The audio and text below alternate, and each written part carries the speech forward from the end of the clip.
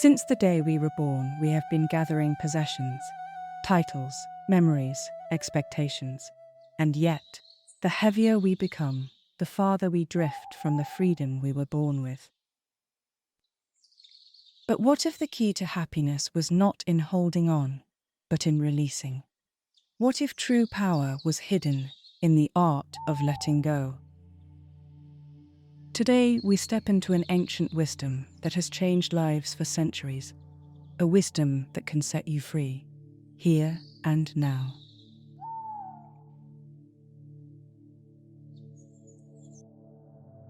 Hello, dear friends, and welcome. This is Nangsel, and I'm so glad you're here with me today. In this episode, we're going to talk about a beautiful and profound practice, letting go. This isn't about giving up. It's about making space for joy, for peace, and for a life that feels lighter and freer. We come into this world with nothing, and as we go on, we start to cling. We accumulate, we create, we hold on. But if we never let anything go, there's no room for the good things to enter our lives. Think of it like a gardener's hands. If they're always full of weeds, they can't plant any seeds. Letting go is a practice of renewal. It is how we simplify our lives and create the emptiness that isn't an absence, but a necessary space for true value to emerge. Today, I'll share 8 simple ways you can begin this practice. Let go of negative words. Let's begin with a simple but powerful practice, letting go of negative words. Dear friend, words are more than just sounds. They are a profound force in our lives. The Buddha taught that our thoughts and words are the source of our suffering or our happiness. He said, "What we think, we become. What we say, we create." By choosing to use positive language, we are actively shaping our reality. Instead of saying, "I hate this traffic," try saying, "I have this time to listen to a wonderful podcast." A simple shift in words can transform your mindset from one of frustration to one of gratitude. It's an act of mindfulness, observing the words that come to your mind and consciously replacing them with expressions that nurture and uplift you. This practice can brighten your life and fill it with energy. A man was rowing his boat across a wide river when he saw another boat heading straight for him. He shouted a warning, his anger rising with each moment. But as it got closer, he saw that the boat was empty. It had simply broken free from its moorings. All his anger and frustration had been directed at an empty vessel. The moral of this story is to let go of negative words and actions by recognizing their source. Often, they aren't personal attacks, but simply the empty boats of others' minds. When you realize there is no one at the helm, your anger simply dissolves.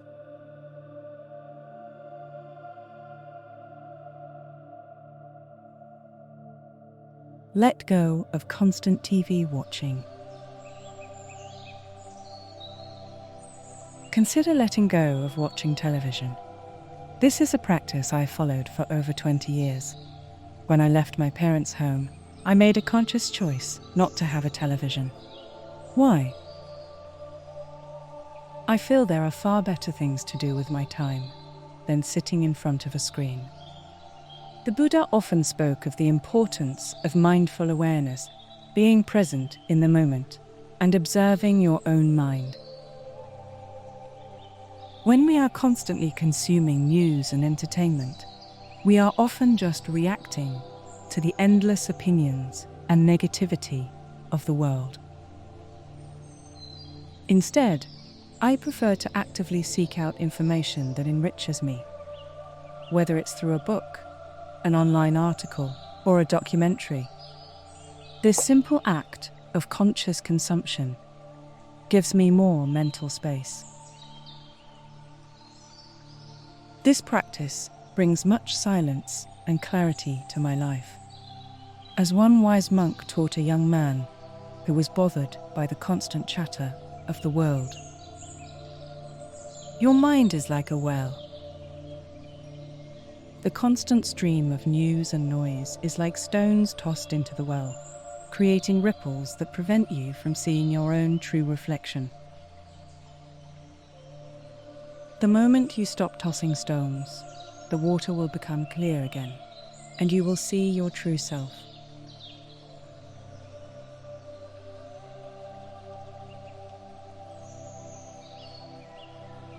Let go of your phone in the bedroom. This is a practice I believe is truly worth considering. Leave your phone outside the bedroom. For me, the bedroom is a sacred space for rest and renewal.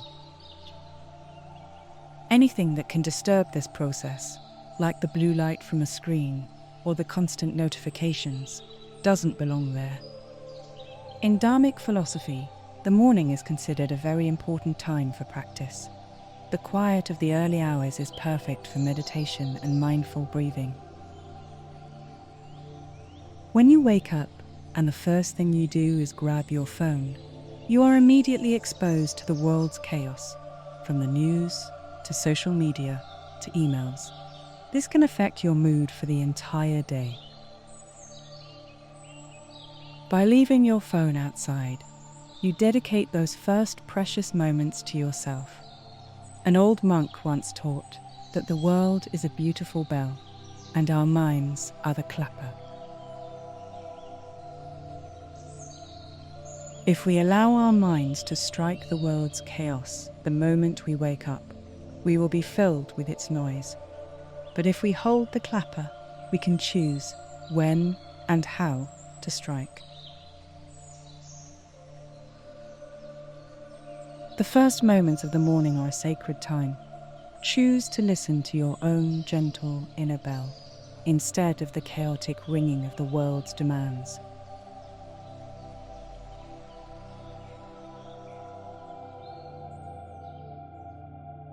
Let go of rushing through life. What if we could move through life with grace and care, as if every gesture were a sacred act? Try to live this way, whether you're closing a door, placing a cup on the table, or sweeping the floor. The Buddha taught the importance of mindful loving, being fully present in every action, no matter how small. When you let go of the need to rush, you discover a gentleness and peace in your daily life. It's a way of saying to yourself and the world, "I am here, I am present, I am calm." A young, ambitious student once complained to his master that he had no time to waste on small things and wanted to rush to the truth. The master poured tea into his cup, and when it was full, he continued to pour until it spilled over. He explained that the student's mind was like that cup, so full of rushing and wanting that there was no room for anything more. The truth is not found at the end of a race. The master said, "It is found in the calm, mindful steps along the way."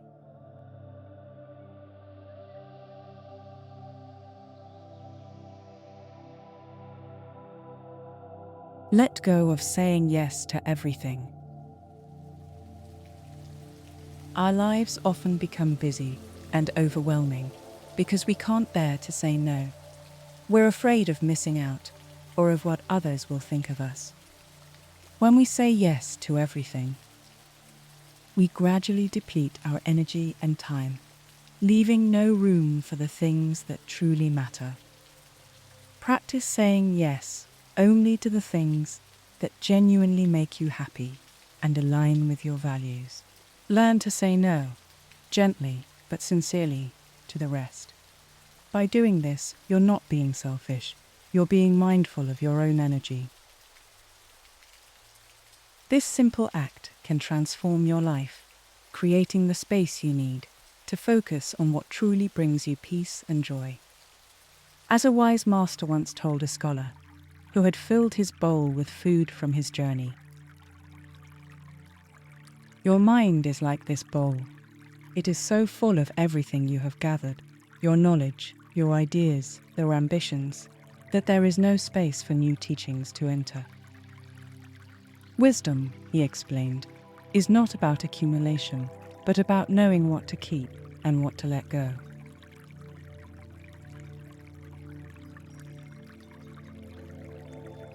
Let go of chasing happiness.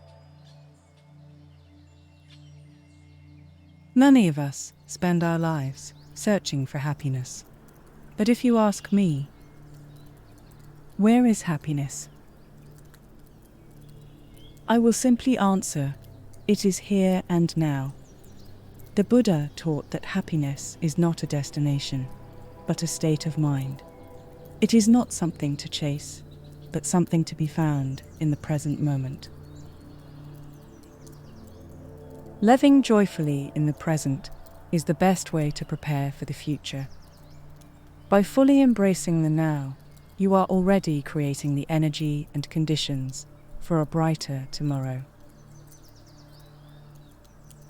I once heard a story about a monk who was asked about his path. He simply replied, "I sweep the path in front of me." This is what we must do. We must sweep our own path, moment by moment, with joy and purpose. Once you stop chasing happiness, you will find that it was within you all along. A young man, obsessed with catching a rare butterfly, spent his days running through meadows, so focused on the future that he couldn't see the beauty all around him. When he finally gave up and simply lay on the ground, a tiny, common butterfly landed on a flower beside his hand. In that moment, he realized, the instant he stopped chasing, he found the joy he had been searching for.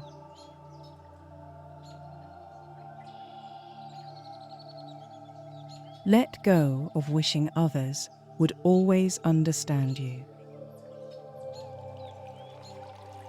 One source of immense stress is the desire for everyone to understand us perfectly. We try to explain ourselves, justify our actions, and prove ourselves so others won't misunderstand. However, in the words of the Buddha, what you think, you become. He also taught that everyone's perceptions are shaped by their own experiences and karma. If you cannot be sure that you fully understand yourself, how can you expect others to? By allowing people the freedom to think and perceive in their own way, you give yourself the freedom from worrying about their opinions. Those who truly understand you will understand without explanation. And those who don't will never understand, no matter how hard you try. Be mindful of what you allow into your sacred mind space and let go of the burden of others' opinions. A scholar, bothered by 3 monks who failed to see his true nature, was told by a master, "Each person sees you not as you are, but as they are. You cannot control the lens through which they see you. The moment you stop trying to convince them to see different reflection is the moment you find true freedom."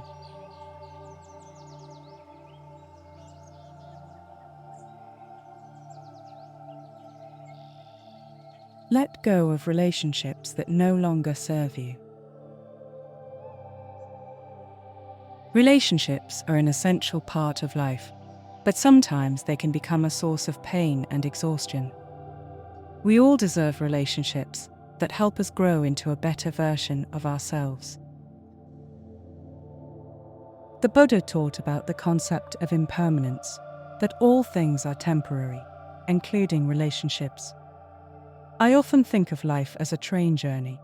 At each station, some people will get off, and new passengers will get on. Your fellow travelers are like the people in your life. Some will accompany you only for a short while. Others will stay much longer. But arrivals and departures are part of life. When you release a relationship with gratitude for what it once brought you, you transform the pain into a valuable lesson for the road ahead. Accepting this truth helps us know when to let go with love and respect, opening our hearts to welcome the new joys that are on their way. An old fisherman, teaching his son how to untangle 100 impossible knots in a fishing line, said that a fisherman's greatest skill is not in casting his net, but in untangling his line. The moment you loosen the knot with understanding and acceptance, you are not losing a relationship. You are simply setting your heart free.